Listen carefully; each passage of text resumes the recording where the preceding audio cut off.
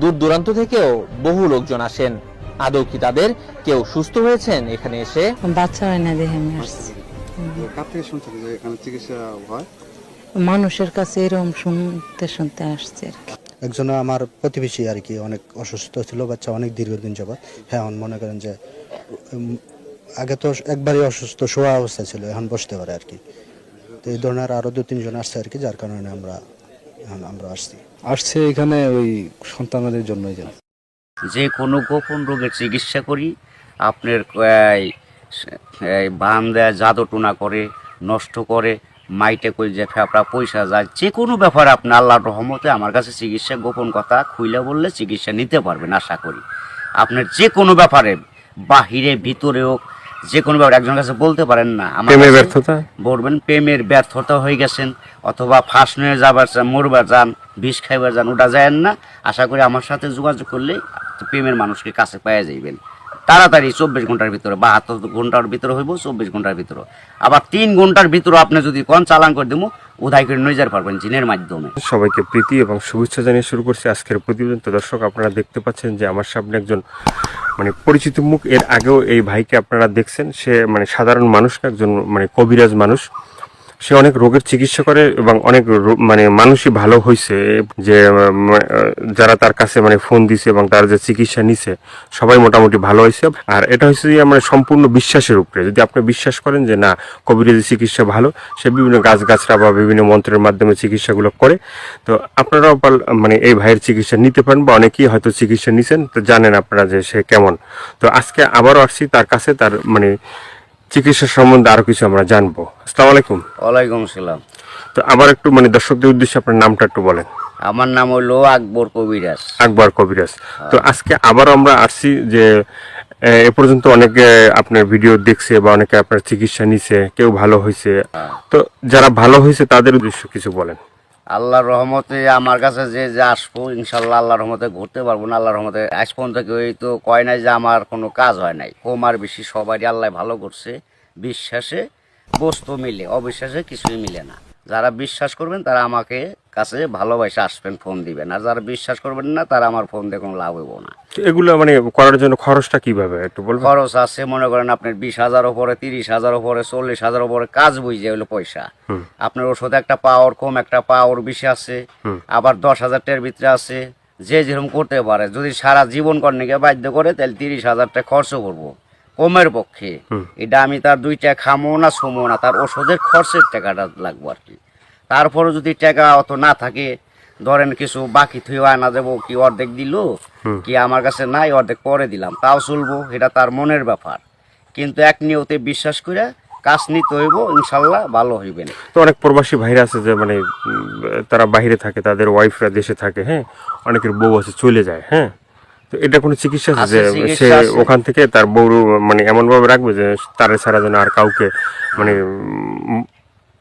বুঝতে চায় না, তাকে যেন সবসময় বুঝে। আছে আছে এবং আছে প্রবাসী ভাইয়েরা, কি মা খালারা, বোনেরা, ভাইয়েরা, যারাই ওদিন আছেন, কষ্টে আছেন, কোনো বিপদ তোরাইতেছে না, আল্লাহর রহমতে আল্লাহকে বিশ্বাস করে আমার কাছে ভালোবাসা আসবেন। আশা করি আল্লাহর রহমতে তোরাইয়া যাইতে পারবেন।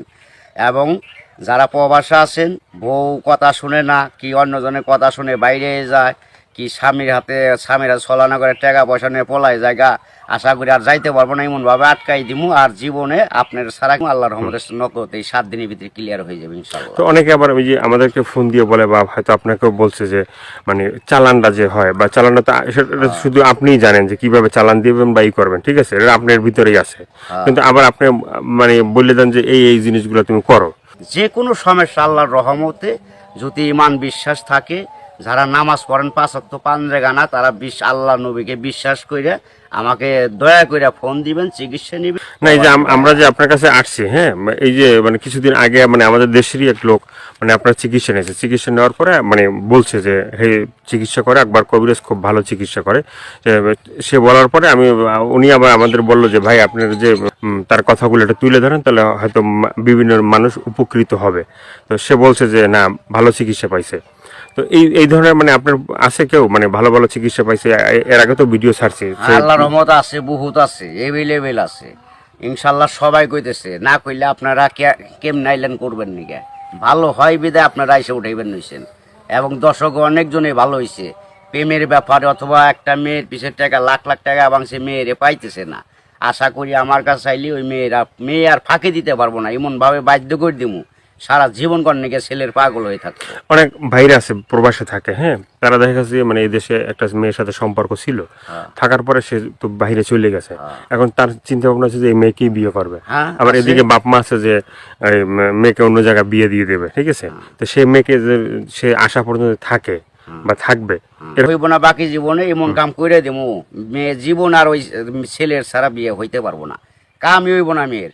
বাপ মা সহ রাজি করে দেবো ওই ছেলের বিরুদ্ধে করে দেবো, ছেলে জাগাবো তাই, মেয়ে জাগাবো তাই, ওই ছেলের মানে বাধ্য হয়ে যাবো, গোলাম হয়ে যাবো মেয়েটা, সোজা কথা। ওই ছেলের ছাড়া কখন আর বিয়ে সে বসবার চাইব না, রাজি হইব না। দুনিয়ার ফকির কবিরাজ ভাইটাকে পোপা দিলেও কাম হবো না। আমার যেটা কাজ, যেটা আমি করে রাখুম, এইটার উপর আর কেউ চালান করতে পারবো না। এই বাংলাদেশের পৃথিবীতে হে মায়ের পর জন্ম হয় নাই, ফিরে দুনিয়া নিয়ে আসতে হইব। যদি আমার উপরে কথা অ্যাটাক করে তাহলে আসতে ফিরে জন্ম নিয়ে। তো অনেক আছে যে বাধ্য, মানে অবাধ্যকে বাধ্য করা, হ্যাঁ।